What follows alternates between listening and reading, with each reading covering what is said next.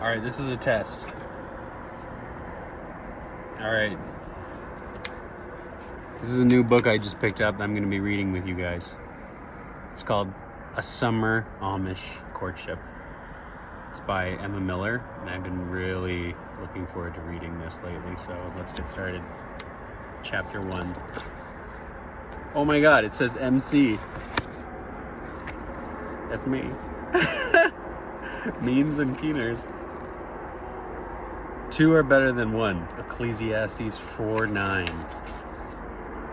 think there's going to be a love story here. I don't know the first word right away. This is a bad start. Tisher?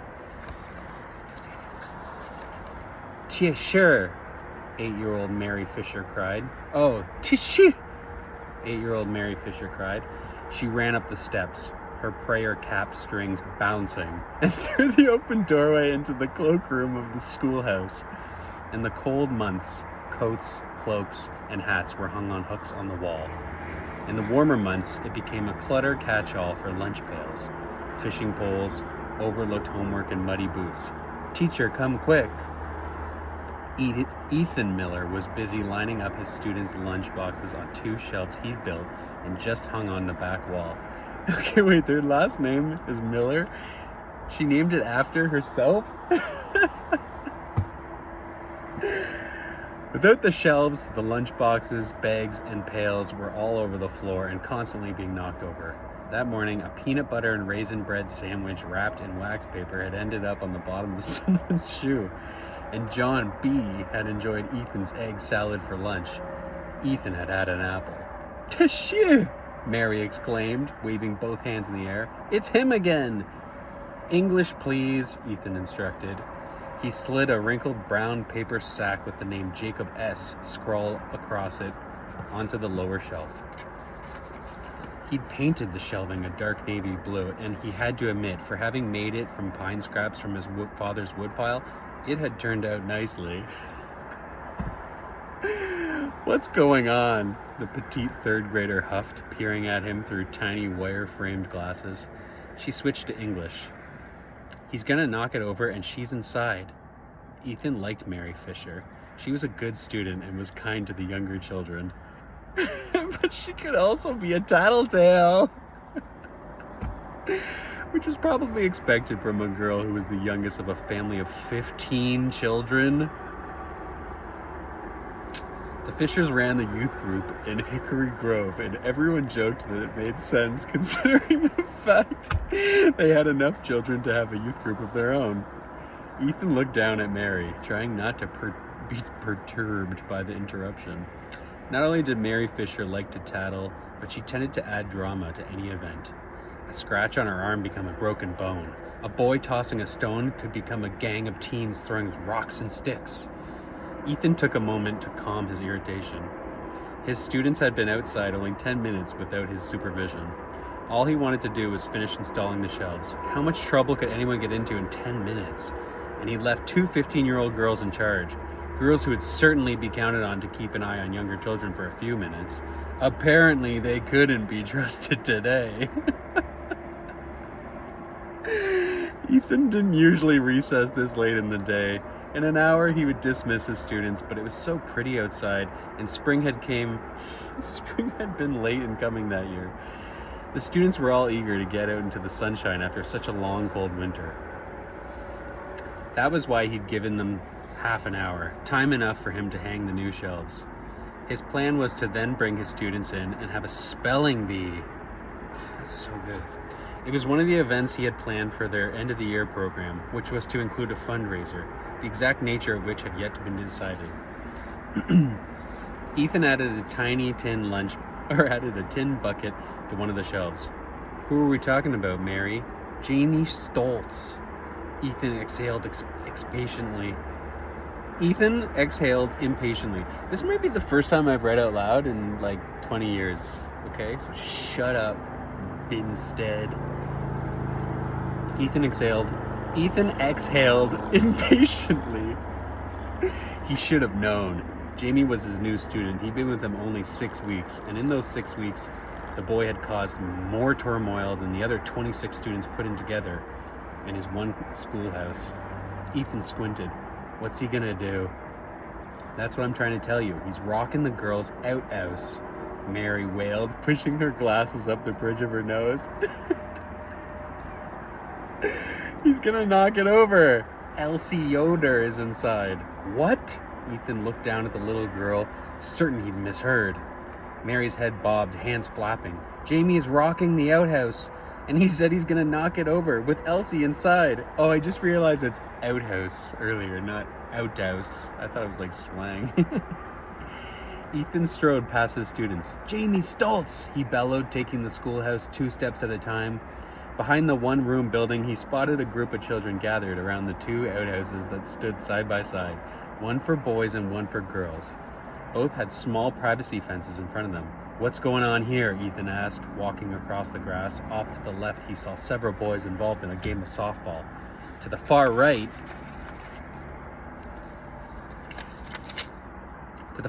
a group of teen girls huddled in a tight circle, their heads together, oblivious to the outhouse drama. His 2 appointed guardians among them. Jamie, teacher. Alfie, a 3rd grade, answered morosely. He hooked his thumbs through his suspenders. He's being bad again. Just then, a squeal arose from the girls' privacy fence. Help! Ethan could see the top of the outhouse above the fence. It didn't appear to be rocking. But then he dug the foundations for the new outhouses that previous summer, so he knew they were pretty stable.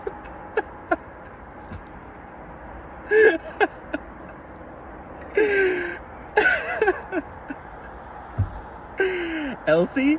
Ethan called. Teacher! She shrieked. Ethan halted at the little fence and peered under it. He did not see Jamie. Ethan hesitated, not sure what to do. It wouldn't be proper for him to go in the outhouse door with the little girl inside. Elsie, just come out here. I can't get out, Elsie shrieked. Door's stuck. Jamie, where are you? Ethan called sternly. Then he heard a loud rapping on the rear of the roadhouse. Elsie began to cry. Mary Judith, Ethan called in the direction of the cluster of teen girls who were still unaware of what was going on. Could you get your sister? The blonde teen with the blue scarf tied on her head. The blue scarf tied on her head, looked up in surprise to hear her name and then hurried towards him. Go see if you can get your sister out, Ethan instructed. He turned around to the other students gathered in a semicircle. They were all talking at once. One of his 1st graders was crying. Recess is over, he declared, pointing toward the schoolhouse. Inside, Peter. Get the boys off the ball field, he told one of his more responsible students. Then, as Mary Judith walked behind the privacy fence, Ethan headed for the rear of the outhouses, which were on the edge of a small copse of trees. I don't know what that means. Group of trees? The woods were just beginning to spring to life, and everywhere were the shoots of new green leaves. Jamie, he called. Jamie Stoltz! Ethan came around the corner to see blonde-haired Jamie shoving a thick branch between the girl's outhouse and its foundation. Jamie! He barked just as the boy prepared to leap on the branch and rock the outhouse again. Yes, the little boy asked, taking a stumbling step back.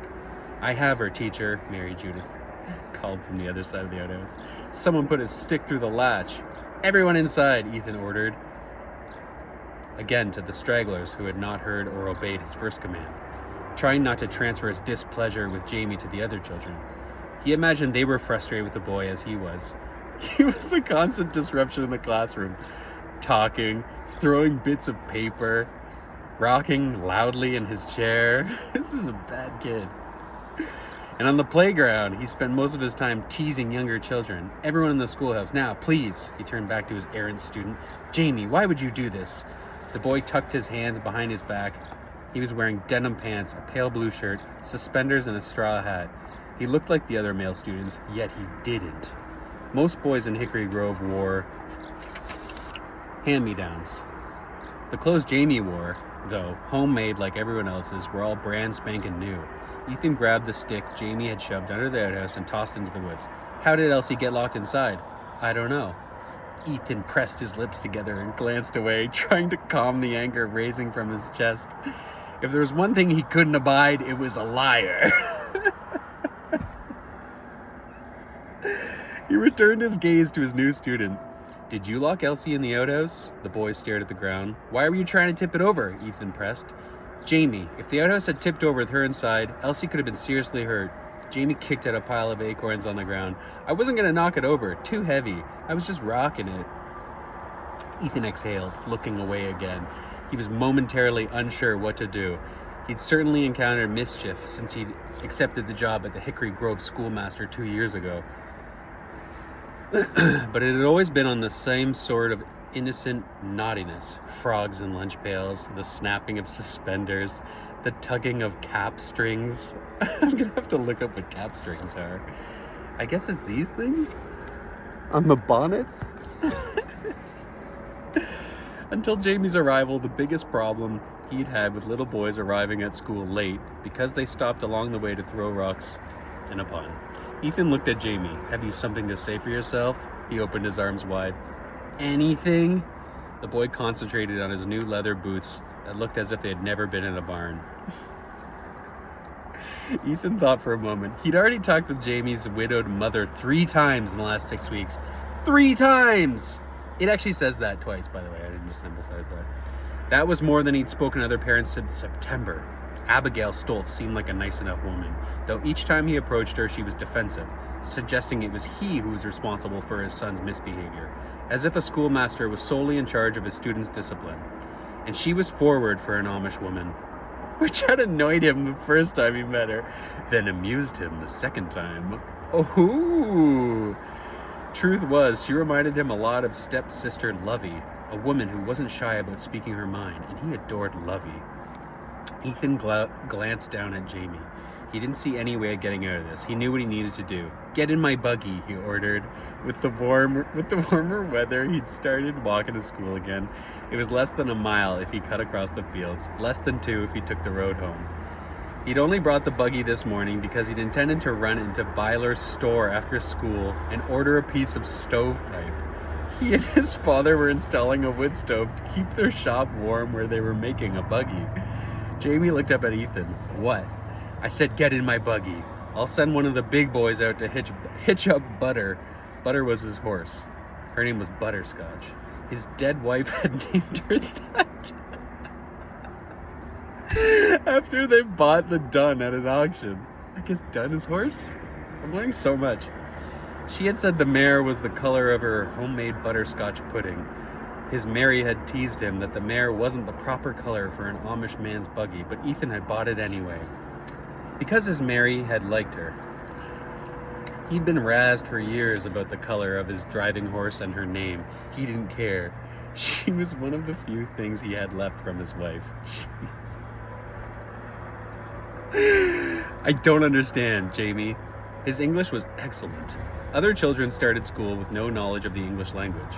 In Kent County, Delaware, children usually strictly spoke Pennsylvania Dutch, a form of German, not Dutch, as many Englishers mistakenly thought they used in their homes. So it was up to the schoolmaster to teach them English. Ethan had been concerned when Jamie had arrived from out of the state that he would have come from a school where the children were taught in Pennsylvania Dutch. It happened in some places, but his concern had been quickly dispelled. Jamie spoke English as well as Ethan did, and his diction might have been even better. My distinction's not as good as Ethan's. What do you not understand? Ethan asked, beginning to lose his patience again. He was exasperated that the boy wasn't better behaved, and exasperated, it says it twice, with himself, that he wasn't able to get him to act better. He was annoyed with the child's mother. It was evident she wasn't disciplining him. I want you to get in my buggy and wait for me. I'm dismissing everyone early and I'm taking you home, he pointed at the boy, so I can speak to your mother. Again. Jamie met Ethan's gaze and he thrust out his lower lip. You're being mean to me. Everyone here is mean to me. I don't like this school. Jamie, no one is. Ethan halted in mid-sentence. Then there was no sense arguing with a 9-year-old boy. He knew better. And at this point, it was a matter for his mother to deal with. And if she couldn't, then he'd just expel the boy. Maybe that would get Abigail Stoltz's attention. Okay, how much more do I got in this chapter? You know what? That's a good pause. Damn, I actually don't know where the love story is going to go. Is Ethan going to fall in love with Abigail Stoltz? Am I ever going to learn what cap strings are? Stay tuned for the next episode. Let me know in the comments what you think. Don't ruin it. Yeah, don't. My friends are just going to tell me I'm not reading the comments. You guys can go to hell. I'm going to turn the comments off.